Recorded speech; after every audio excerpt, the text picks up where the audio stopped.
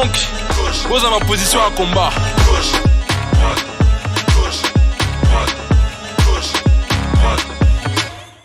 Un podcast proposé par Anne Wetsipoma et Pascal Obolo. L'année 2020 correspond au 60e anniversaire des indépendances de 17 pays africains, dont l'actuelle République démocratique du Congo. L'exposition Through Her, à travers elle et son véritable elle, remet en question l'effacement des récits des femmes artistes afrodescendantes de la scène artistique mainstream ou des grandes collections des institutions du pays, comme celle du Musée d'art contemporain de Gand, le SMAC. Cette exposition, initialement prévue au printemps 2020 au Centre culturel de Strombeek, dans le Brabant flamand, co-curatée par Anne Wetsipoma et Pascal Obolo, est reportée et aura lieu du 8 janvier au 4 mars 2021. Pour autant, les questions de visibilité des corps des femmes noires, ainsi que celles qui concernent l'effacement de leurs récits des récits globaux, s'avèrent encore d'une actualité plus cruciale dans le contexte de la crise sanitaire du Covid-19. L'idée de cette série de podcasts sur une proposition de Pascal Obolo est née de cette envie de partager nos expériences de femmes, artistes, racisées, face à cette période de confinement dramatique pour les intermittents et intermittentes de la culture et de les mettre en dialogue avec des récits qui racontent l'histoire coloniale d'un point de vue décentré et différent de celui des voix habituelles. En partenariat avec le Centre culturel de Strombeek, le SMAC, les commissaires Anne Wetsipoma de l'ASBL Nouveau Système Artistique, Pascal Obolo, cinéaste, revue Africada, Rokia Bamba, artiste sonore et Radio Campus Bruxelles. Aujourd'hui, nous accueillons Annette Joseph Gabriel, qui est une auteure et chercheuse dans les domaines de la littérature, la culture et la politique. Elle est professeure de français et des études francophones à l'Université de Michigan, Ann Arbor, où elle poursuit ses recherches et enseigne des cours sur la race, le sexe et la citoyenneté en France, dans la Caraïbe et en Afrique. Elle détient une licence en littérature comparée obtenue à Williams College et un doctorat de français obtenu à Vanderbilt University. Podcast numéro 4. Annette Joseph Gabriel est l'auteure de Reimagining Liberation, How Black Women Transformed Citizenship in the French Empire. Annette Joseph Gabriel a effectué des recherches dans des écrits et des archives inexploitées pour révéler les efforts anticolonialistes de 7 femmes. Suzanne Césaire, Paulette Nardal, Eugénie Ebouetel, Jeanne Vialet, André Blouin, Awa Keita et Eslanda Robertson. Annette nous parlera plus précisément d'André Blouin, proche collaboratrice de Patrice Emery Lumumba, premier ministre de la République démocratique du Congo. Annette Joseph Gabriel, how are you today? Thank you again for the introduction. So as you noted, I'm currently an assistant professor at the University of Michigan. I teach courses on race, gender, and citizenship in the Romance Languages department. I work mostly on French, Caribbean, and Francophone African literature and culture, as well as literary and cultural movements by people of African descent in France. But, because it's the Francophone world, some of that research also, spills out to parts of the sort of former Belgian Congo and then other parts of European empires as well. And so the title of the book that you published a few months ago is Reimagining Liberation? Yes. And the sort of the second part of that title, because we always like 2-part titles, is how Black women transformed citizenship in the French Empire. And I really like that idea of transformation. It's a very active sort of verb to describe the work that Black women have done and their importance in this history. The red line in this project of in the series of podcasts, but also in the exhibition Through Her, is also to show the light on the erasement of the presence of the activism of the power of Black women into the mainstream narratives. What do you have to tell us in general about this erasement? Yeah, so it's such an important question and such an important idea to think about, is how do people get erased? And specifically, how do Black women get erased in these histories? And when I talk about Andrée Blouin, I look at things like language and ways that sort of erases her from her histories. But I think that really there are two processes at work, right? So one is emphasizing. Who do we emphasize when we talk about these histories? I think that Black women are erased because we emphasize the work of a few sort of great men, in quotes, and we mention sometimes, occasionally, the names of Black women, but they're sort of on the margins, right? They're sort of as helpers to these great men that we emphasize. So hand in hand with that emphasizing of great men is also the de-emphasizing of Black women. So that even sometimes when we know their name, we just know their name, but we don't know much more about them. And I think that's the twofold process that leads to this results of erasure and silencing. Actually, what you say totally true is that because I knew the name of Andrée Blouin, like, okay, it's a lady, it's a woman whose narrative has been erased. Let's speak about it with Annette Joseph Gabriel because she knows a lot about it. And when we first spoke about it, I was amazed on how deep the thought of Andrée Blouin was, and we just didn't know it. Maybe some people know her name, but then nobody knows what she did and how powerful she was, and how deep her thought was too. Right, exactly, right. And I think that's really relevant for some of the conversations that we're having today, about contemporary issues and how those are connected to the past. I'm thinking particularly about, current movements to pull down statues and what those statues commemorate and represent. And I'm thinking specifically about the fact that commemoration is not just about remembering the past, but it's about understanding what kind of future we're trying to build.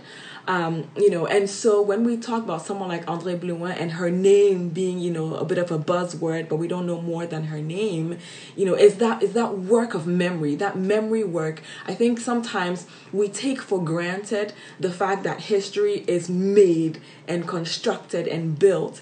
And that construction happens through, statues certainly, but also institutions like museums, institutions like educational institutions, and whose names they put forward in curricula, right? So the memory work, I think, is what is needed in order to bring a name like Blouin, in order to bring these Black women to the fore, not just as names, but as whole people who made really important contributions to history. And I think, that your framing of through her, is not just that we want to bring these women into history, but we want to better understand the past and the present through their work and through their ideas. And I think that's really crucial. Yeah, and also what you say about the fact that history is written not only through school books, but also through the narratives that are spread into the public space through the statues. It's a very, very accurate topic, right? Yes, that's really something that we're working through and struggling with right now. And I think one of the things that I appreciate about, I saw, for example, on the news that a statue of Leopold has been pulled down, in Belgium. And I think that what is really important when we think about these women that I write about, these women who were active in anti-colonial movements, is that their ideas went hand in hand with action, right? And so the very act of pulling down a statue is at once an action, but it's also a kind of a reflection, right? It's asking us to think about, the past that we want to remember, how we want to remember the past, and what narratives we want to put out for the future. And so, it's an ongoing conversation that I think reminds us of the importance of, the sort of twofold action and reflection that's happening in the current movements that we're seeing right now. Okay, and let's come back to the lady that I would like to hear about. I know that into your book you're talking about 7 different names. Would you tell us their names, and then maybe we can start with Andrée Blouin, like where was she born? What was her life actually? Because also that is totally related, or also giving light to a part of the history of the Belgian Congo that had been hidden until today. And even if the Belgian government presented excuses to the mixed-race people here in Belgium, nobody, or the a large part of the population, is still unaware of what really happened. It's not totally present into the collective imaginary and memory. Yes, exactly. And that's something that Blouin and all of these women were really invested in, is how do we keep these ideas and these questions in our collective memory and in our collective action. And so you asked me who were the 7 women that I write about. So I write about Suzanne Césaire from Martinique. So think about the French Caribbean. I look at Suzanne Césaire and Paulette Nardal. And then, moving through sort of connections between the Caribbean, Central America, and Africa, I look at Eugénie Eboué-Tel, who was, I guess is better known as Félix Eboué's wife, but was also a thinker and a politician in her own right. And she allows us to do these really interesting connections between, right, the French territories in the Caribbean, the overseas French territories in the Caribbean and Central America, and South America, as well as Africa. So I look at Eboué-Tel and her combined work with Jeanne Vial, who was also a mixed-race French politician, or classified as a mixed-race French politician in Central Africa, and who knew Andrée Blouin, right? So these were sometimes really small communities. I also write about Awa Keita, who was a politician and anti-colonial activist in Mali.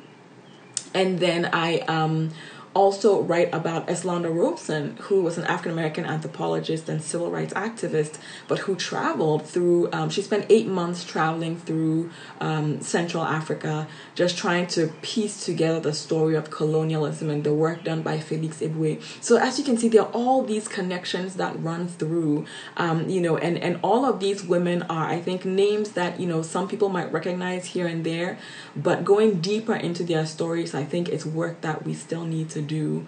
So Andrée Blouin, was such a remarkable person. She had a very amazing and sort of eventful life. But, you asked where she was born. So she was born in 1921 in what is now the Central African Republic. So she was born in a French territory and actually spent a lot of her life in French Central Africa. She grew up in an orphanage for mixed-race children in Brazzaville, so in the French Congo. But her activism, right, spills over into what was then the Belgian Congo. And I think part of why that's important is that these colonial histories and their contemporary legacies are not necessarily local, right? We think about Andrée Blouin and we think about the Belgian Congo and we think about Belgium. But Blouin is connecting French territories, even parts of English-speaking territories. She's connecting the Belgian Congo. She's connecting Belgium, because colonialism and the ideology behind it, it's a global problem. It's a global issue, right? And so when we think about Blouin, the first thing to remember is that we're thinking both local and global. So she grows up in this orphanage for mixed-race children, and it's one of the defining moments in her life. And there are multiple defining moments, so she describes the sort of the violence, the psychological violence of being separated from her mother, and being put in an orphanage when her parents were alive, right? The irony of being classified officially as an orphan. She was not allowed to use her father's last name. So in the orphanage records, she's just referred to as Andre 22, right? Like just by a number. If you think about the way that institution of the orphanage is functioning almost like a prison, right? In the way that the children are not allowed to leave, their families are not allowed to visit except under strict supervision, and their names even, right, become sites of violence because she's referred to by a number. So that's one of the defining moments of her life, and it's going to impact how she thinks about colonialism and what her anti-colonial work will look like. And there are other defining moments of her life as well. This moment is really, I didn't know it was, it's just, when you hear it, it's always like, oh gosh, I didn't know it was so violent. Because we know that there were orphans, we know that children would go there by force, but beside that, they add to the violence the fact that they take the names off and that she couldn't even use the name of her father who wanted to recognize her then. So that was a little bit more complex. For her, using her father's name was less about her father's recognition, at least in the beginning, and more about her right and her agency to claim that recognition for herself. So her father recognized her eventually, but Blouin fought for the right to use a kind of a modified version of his name, and then when he recognized her, she used the full version of his name. Right, but it's definitely a childhood that is marked by the violence of being ripped away from family and from roots and from community.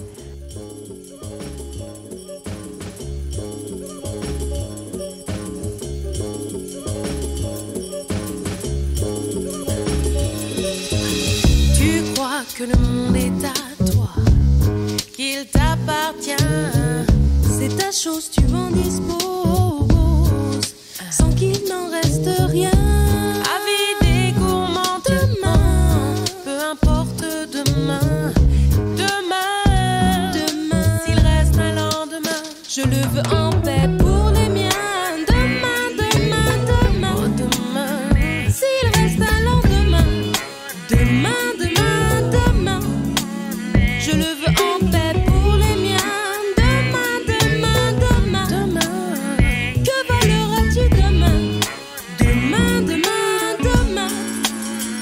La paix des miens.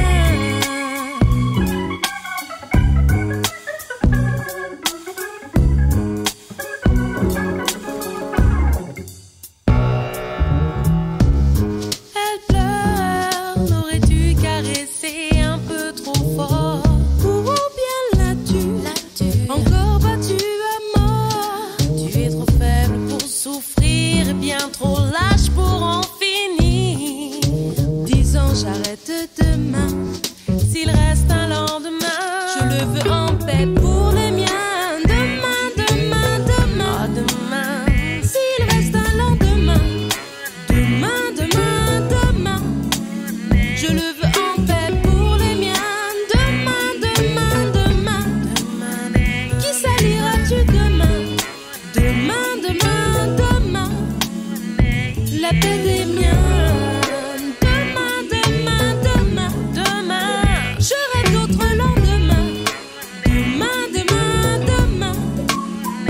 Sur le monde et les miens. Demain, qui saliras-tu demain? Demain, la paix des miens. Demain, s'il reste un lendemain. Demain, je le veux en paix pour les miens. Demain, que voleras-tu demain?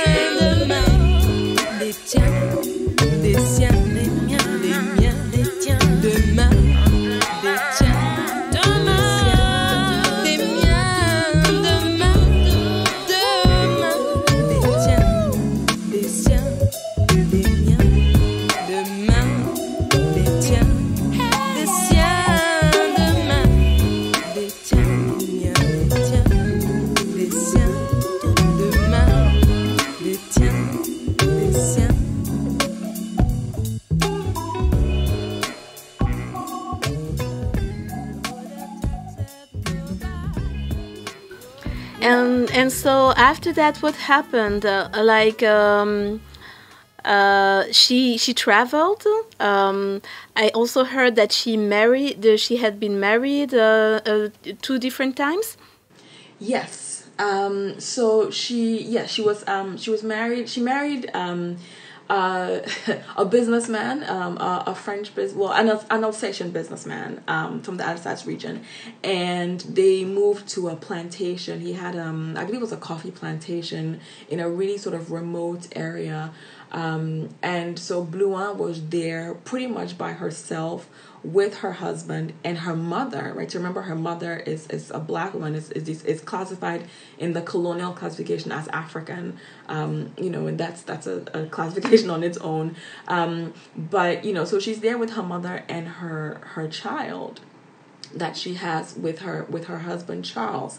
And what is really startling in that moment of her life, in this sort of remote setting, where Charles's plantation, so he has African workers also on the plantation, is that Blouin realizes very quickly that her husband is very racist. And so he would use racist slurs against her mother, and he would be extremely violent with his workers. So in one moment, she remembers a story, an incident that happened where her husband got so enraged with one of his black workers that he attacked him with a metal hook, and left the hook embedded in the man's skull. I mean, it's a degree of violence, right? But Blouin is seeing all of this violence as connected, right? The kind of physical violence, because we learn to think about colonial violence, and we learn to empathize or sympathize with violence when it is extreme and when it is physical. But there's the physical violence that is also, working in tandem with the psychological violence, of seeing her mother being degraded and insulted by someone who is supposed to be part of her family, right? So it's another defining moment of her life. First the orphanage, and then this plantation setting, and then eventually she marries her second and last husband, André Blouin. So they share the same name essentially, and that's a different experience.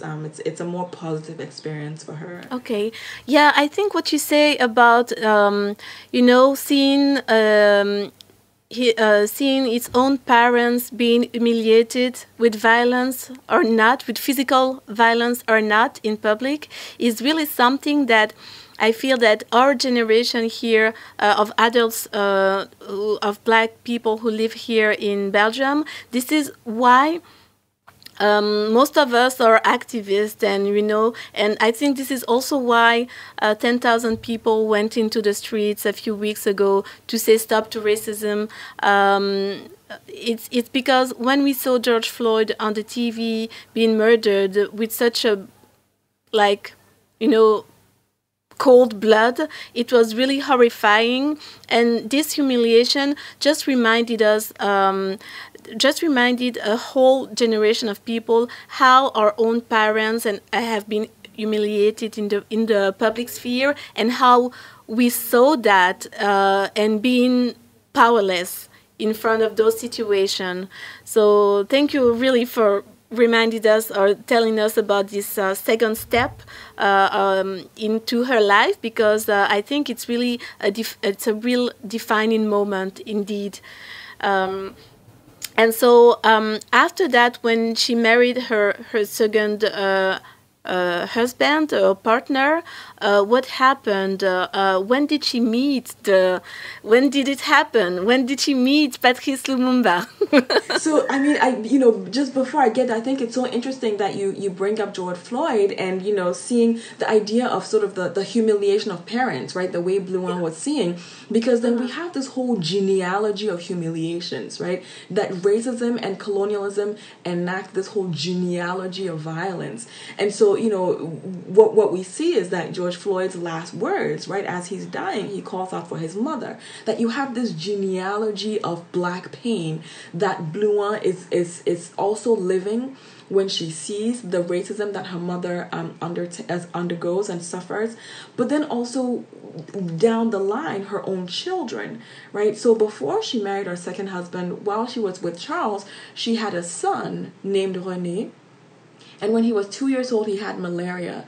And you have to understand that we're in a colonial setting where segregation is the rule. So we like to think about segregation in the United States, and we assume or we pretend like segregation is something that only happened here, but it's something that happened throughout colonial empires. And so, as part of segregation, it's not just about access to spaces, but access to life-saving medicine. And so at that time in the French colonies, the medicine for malaria was reserved only for white people. And so Blouin goes to the governor's office and tries to ask for special permission to obtain malaria medication to save her son's life. And they're told that because he is a percentage black, right? He's a percentage black, he cannot have this medicine, and he dies. That, when we talk about genealogies of pain, that is another defining moment. Blouin herself says that her son's death is really what radicalized her politically. So you ask, when did this happen? There are so many stages that we can chart in her political, evolution, but that is really when it happened for her. That her experiences are no longer just personal pain or personal humiliation, but that this is a structural problem, and that if she's to address it, she has to address it in a structural way. And so, in the 1960s, that's when she begins working with leaders of African independence movements like Kwame Nkrumah in Ghana and Sékou Touré in Guinea, and then ultimately Lumumba in the Belgian Congo at the time in 1960. I think this experience with segregation is really important, because what would you tell to Belgian people here who deny that segregation was something active and present during the colonization of the Congo? What can you tell them? Well, so here's an example. André Blouin was when she lived in the Belgian Congo earlier in her life before she came back to work with Patrice Lumumba. And at that time, she was in a relationship with a Belgian man, who was part of the Belgian colonial administration. And she was never allowed to enter his office. So when she would go to meet this person with whom she was in an intimate relationship, she had to stand outside his office and wait under a tree.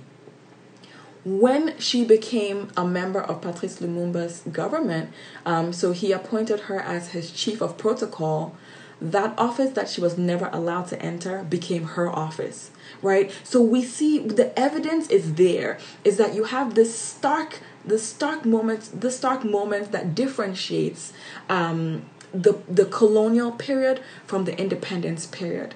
That prior to independence, Blouin was not allowed to enter this space. So many Africans, so many black people were barred from spaces, right? Residential areas and office spaces that were supposed to be reserved for Europeans only. And it is only with independence that those spaces become accessible, and become accessible in real ways. So just because you can step foot there as a service worker or as a domestic worker doesn't mean that there isn't segregation, right? Blouin is able to enter that office not just as a woman or someone in a relationship with this man, but as her office that she claims as her site of political activism. So the evidence is very clear, for segregation and for other kinds of violent atrocities that happen, in the Belgian colony during colonialism. That I think is something that Belgians have to reckon with. They have to reckon with the violence of colonialism and the violence in all of its dimensions: physical, psychological, economic, all of its dimensions. We learned your French. We learned your English, your Spanish, your Dutch, your Portuguese, your German. You learned our nothing. You called us stupid. That's white privilege. And I'm sure it probably hurts for you to hear those two words, kind of like gunshots and explosions from those commissioned to protect you, whisking past your ears. What is white privilege? It is the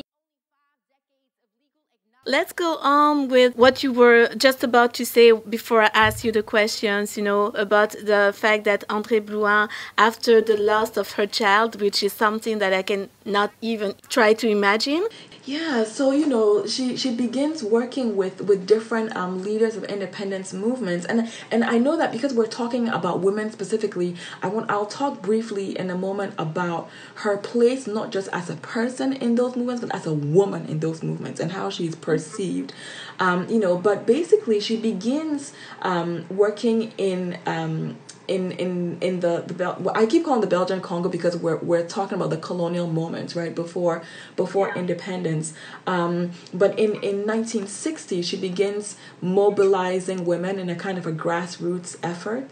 And so she's an organizer for the feminine movement for African solidarity. And basically her focus as she tours, from region to region, from village to village in the Belgian Congo, is on getting women to see themselves as participants in the political process, particularly through voting. And so, the movement focuses on women's health, on women's literacy, and then, they also bring sort of popular women figures who can galvanize the crowd and to get women enthusiastic about voting and to see themselves as being able to make political decisions for themselves.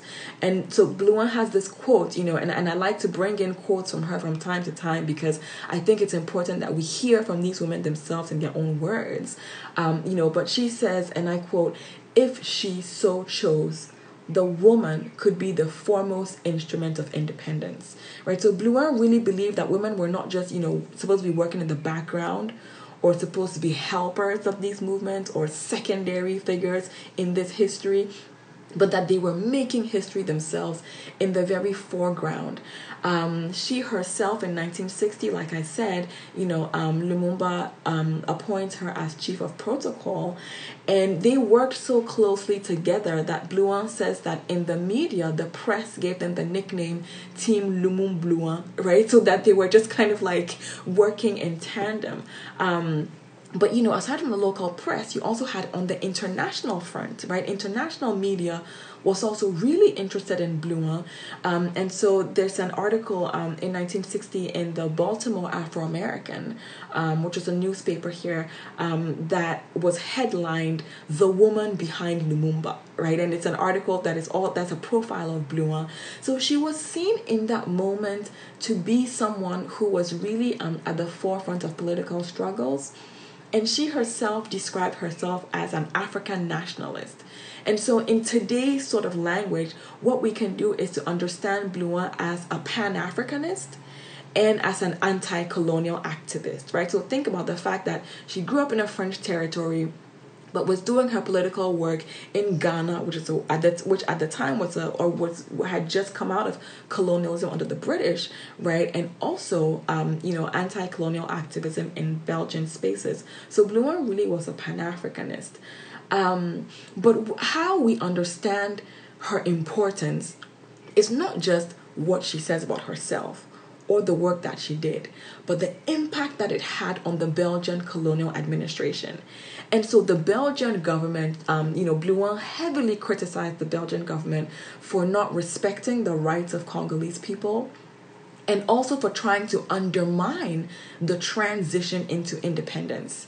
And so, she's there in the Belgian Congo working with Patrice Lumumba, and what the Belgian government decides to do is to deport her, right? To expel her from the territory because she's becoming a danger. She's becoming a threat. She's telling people not just the problems, right, with colonialism. She's taking away, right? We like to have that idea. The French really are the ones who perfected this idea of the civilizing mission, right? That colonialism was this benign gift where we were, Africans were gifted modernity, right? Railways, and harbors and, education and healthcare, etc. When really, in reality, Blouin is showing the violence of colonialism, that it takes away so much more than even the little that it pretends to give. So she becomes a threat, and they try to deport her. And so how they do it, essentially, is that she's been in the Congo for 3 months, and the Belgian government refuses to renew her visa. And I want to read her words about what this moment meant to her. So I'm reading here from her autobiography, which is titled "My Country, Africa, Autobiography of the Black Passionaria." And in the book, I talk about the fact that her autobiography is partially her voice and partially not, right? But here, I'm reading from her words what she says about how the Belgian administration treated her and its impact. And so, she says that when this news came, Patrice Lumumba immediately seized the telephone and called the Belgian Governor General Cornelis. And furious, he shouted, and I quote, "Look, this is June 14th. The 30th is almost here." Let me pause in my reading and remind, our listeners that June 30th, 1960 is Independence Day, right? So we're talking about just, a few weeks before. The Belgian administration is still trying to hold on to power by determining who can stay in the territory and who cannot. And so Lumumba says, the 30th is almost here, and you are still trying to get rid of nationalists? Do you really think you can turn things around in the next 16 days? You are wrong, Mr. Governor General. After our independence, it will be a nationalist government that you will have to deal with, and no other. Meantime, Madame Blouin will not leave. And if you imprison her, I warn you, excuse me, we will all go to prison with her. Right? So you have this really intense, powerful movement where, on one hand, the colonial administration is using that old trick of visas and passports as a way to, undermine the nationalist movement. And on the other hand, this declaration of solidarity, by Lumumba on behalf of André Blouin. When we think about that in contemporary terms, what does that mean for us today, right? I want us to think about passports and visas today, right? About immigration as political acts of refusal, of silencing, and of erasure. That those strategies also have their roots in the way that colonial administrations like Belgium administered their colonies. So contemporary immigration laws, the immigration laws that we think about today, are also shaped by colonial ideas about race and place and territory. And André Blouin, here, this moment of solidarity in the face of her deportation is a moment of refusing that colonial power that is being enacted through these immigration laws, right? But there's so much more that happens after that. So in that moment, what Blouin decides to do is to allow the Belgian administration to deport her, to expel her, but to use that deportation in the service of the independence movement. And so in leaving the Belgian Congo at that moment, she planned to leave with a protocol, a document that would be signed by all the nationalist leaders expressing their support and agreement for Lumumba to form the independent government. So remember, at this time, there's a bit of contest that's happening, right? Belgium as a colonial power is being pushed out of the Congo by this African nationalist movement. What is the colonial government going to try to do? If they cannot stay physically to hold on to power, then they will try to put their representatives there, right? They'll say, okay, we've left, you're independent, but the people in power will be people serving Belgian interests. And so if Blouin is able to mobilize international support and recognition for the fact that the person the people want is Lumumba and not a representative of Belgian interests, then for her, leaving the Belgian Congo can actually serve the interests of independence by, going international with this news. So she has this document, and it is signed by all the nationalist leaders, and she has to get on a plane and leave. But this puts her life in danger. I want to pause here and say this. We talk about, women who are sidelined in these histories, but the work that they did was incredible and so important, not just because it made the Belgian administration nervous, not just because it mobilized African women to think about themselves as political actors and agents, but also because they literally put their lives at risk. Today, when people have gone out in the street to say, stop to police brutality, stop to state-sanctioned violence in our current moment, they're doing so in a pandemic. They're putting their lives at risk, right? Blouin also put her life at risk. And so again, I want to read her own words because they really capture the intensity and the power of what she did in this moment. And so, all of these leaders have signed this document. And Blouin is going to try to leave the Congo on her own terms, not on Belgian terms, but on her own terms with this document that she'll then try to circulate in the international media. And so she says this: When Lumumba presented me with the protocol, he placed it in my hands saying, "If the Belgians learn of this document before you are out of the Congo, we are lost. This will be a death warrant for all of us." I knew he was not exaggerating. I would be carrying the lives of my friends in this single piece of paper. "Be brave," Lumumba said to me with a smile. That smile that carried such bravery and optimism on his own part. "May luck go with you. On our day of victory, when we proclaim our independence, you will be with us." I was wearing my hair in an elegant chignon that day. It was within the roll of my chignon that I carefully buried this burning document. It almost scorched my fingers as I folded it into a tight strip and hid it there. Carefully, I made up my face, preparing my most haughty look to carry me through the departure that lay ahead. I love this moment so much in her autobiography for two reasons. One, she's successful, right? So she's able to carry this hidden document out of the Congo. She flies to Rome and immediately organizes an international press conference where she reveals to the international media, all of these people who are in support of Lumumba to be the representative and to transition the Congo into independence and not some other person. But I love her use of femininity in this moment. She doesn't hide it in, her pocket, in her suitcase, in her bag. She hides it in an elegant chignon, right? And then she puts on, makeup to create what she calls a haughty look, right? Like her game face. When we think about how femininity is being used by Bluma, her body, right, becomes her own instrument, where she uses beauty and makeup and her hair to challenge the patriarchal colonial government. Her body becomes her own tool to undertake political action. Women had a lot to say about gender, certainly, but also about power, about the economy, about politics. And I think that all of those things come together in this moment in the way that Bluma uses her body, and I know that can be a controversial statement to make.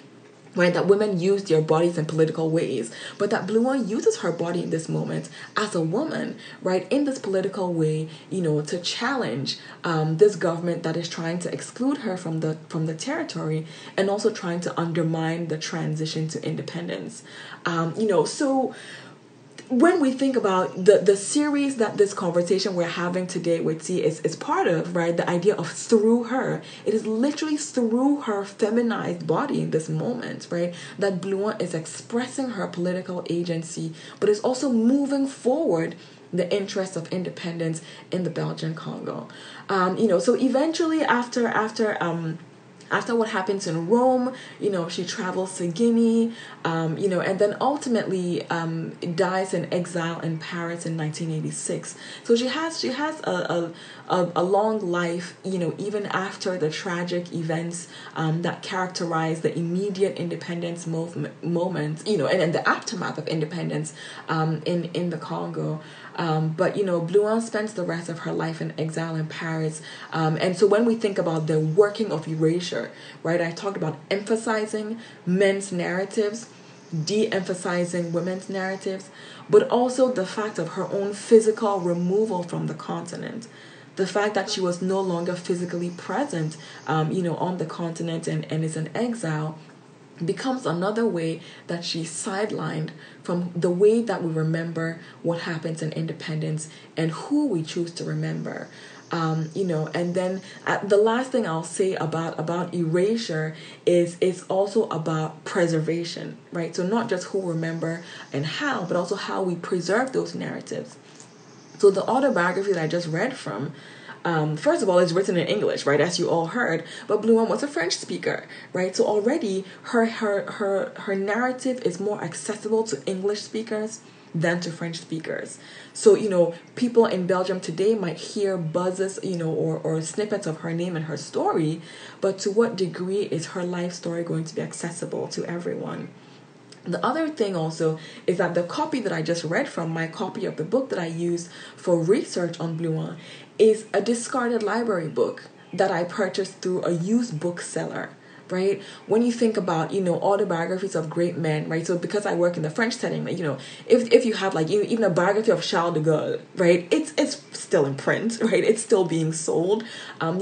This book I literally rescued from a library that didn't want it anymore, so I still have the call number here, right, as evidence of the fact that this is just, it's been discarded, and I could only obtain it through a used bookseller. It's no longer in print. So these are all the details, the workings of erasure that end up muting and sometimes even silencing the voices of women who in their time were really vocal, women like André Blouin. Yeah, it's like it's really fascinating. I could listen to you for another hour. And but still, I'm curious. So, what happened when she went here? She went to Europe, into Italy. She organized this press conference. So the other supporter of Patrice Lumumba signed the paper. Did she go back to the Congo afterwards when Patrice Lumumba was appointed the first prime minister? So she was not able to. What she did was really dangerous, right? Her life was in danger, not just in Congo, but also even when she arrived in Rome. So when she got to Rome, she organized a press conference and released this information, read this document. In the middle of the night, an ambassador had to come, get her from her hotel, urgently knocking on her door to take her to the airport because there were threats made on her life and they had to take her out, kind of secretly, in order to save her. And so from there she travels to Guinea, and then, to other sort of former French colonies. And then, like I said, ultimately moves to Paris. But, she's only able to sort of continue her work in the Congo from a distance. Because it was so dangerous. And with Lumumba's arrest and assassination very shortly after, the Congo becomes a place where she can no longer go because she was so closely associated with him. So she wasn't able to return, but she felt very strongly and remained very vocal about the events in the Congo and about what decolonization could look like, right? Not just independence, but what real decolonization could look like, going forward. And so, in Paris, she became one of the sort of center points. Her apartment became the sort of meeting point for, members of African nationalist movements who would meet in her apartment. So she continued this decolonization thinking and work from afar, but she wasn't able to go back. All right. Thank you very much. Now I'm just wondering, what can we do if we want to know more about her life and about the life of these other women, because your book is only in English for the moment, so we can of course buy your book through the internet. And it's because I talk about the way that language is used to erase, it's a saddening thought for me that my book is currently only available in English.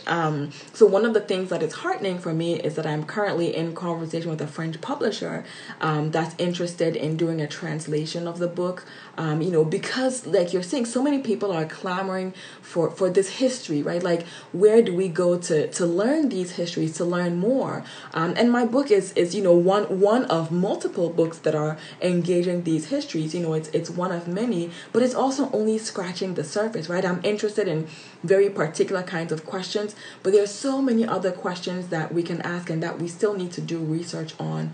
So I'm hopeful that there'll be a French translation of the book, because it pains me to think that I'm writing about people not in the language that they themselves spoke and thought in and wrote about.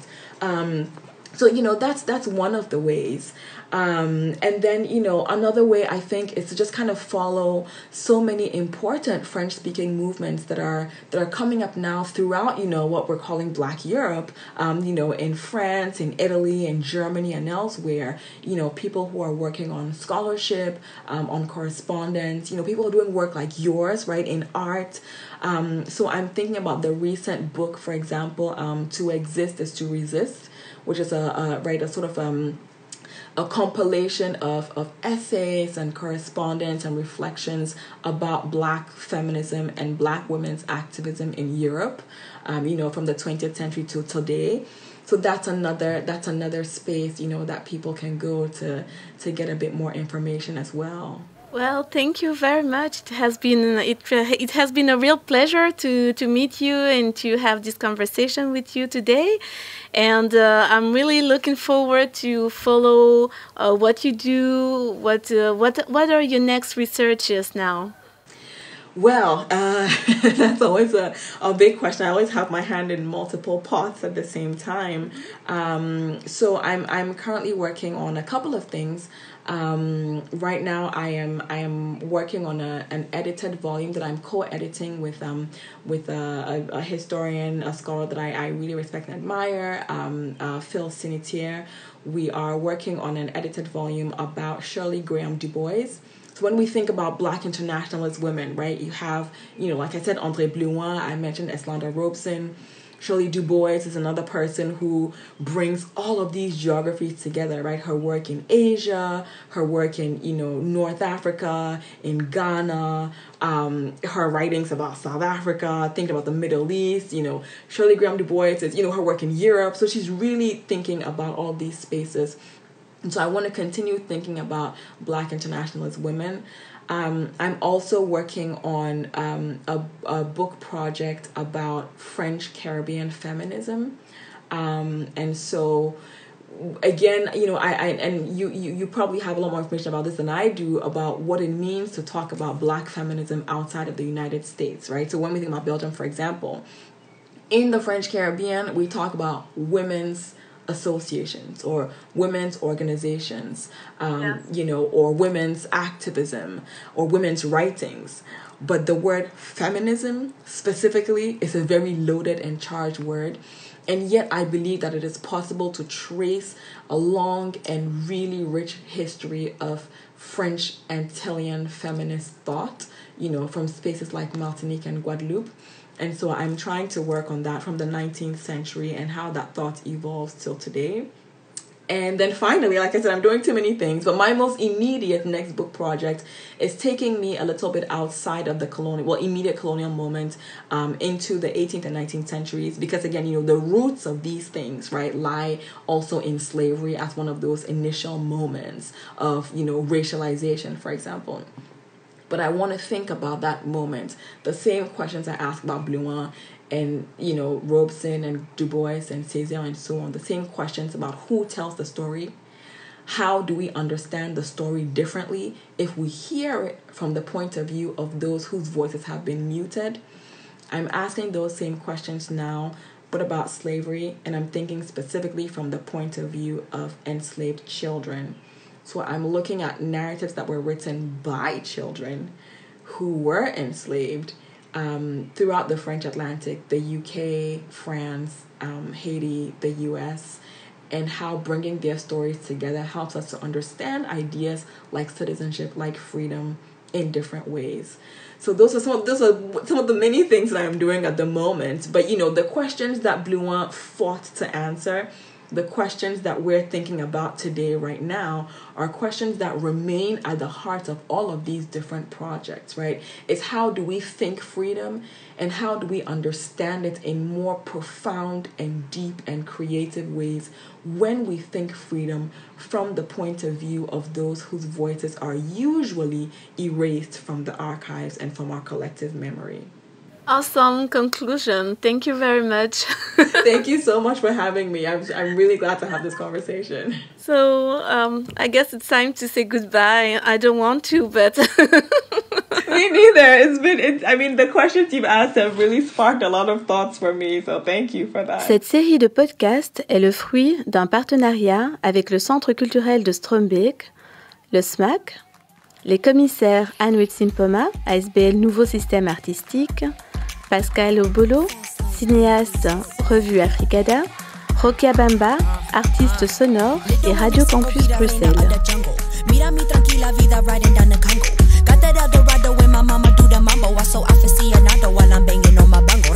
Lido Anisa vida reina of the jungle. Mira mi tranquila vida riding down the Congo. Got that Eldorado when my mama do the mambo. I so aficionado while I'm banging on my bango. Rolled up clean in the whip. Fly girl lean on scene in the bitch. Team full of queens, little gleam on the wrist. Feed up Regine, shorty mean in the hips. She seen if it's lit, let her beam, let her twist. Wine to remind and she twerk to resist. Working it, worship the earth and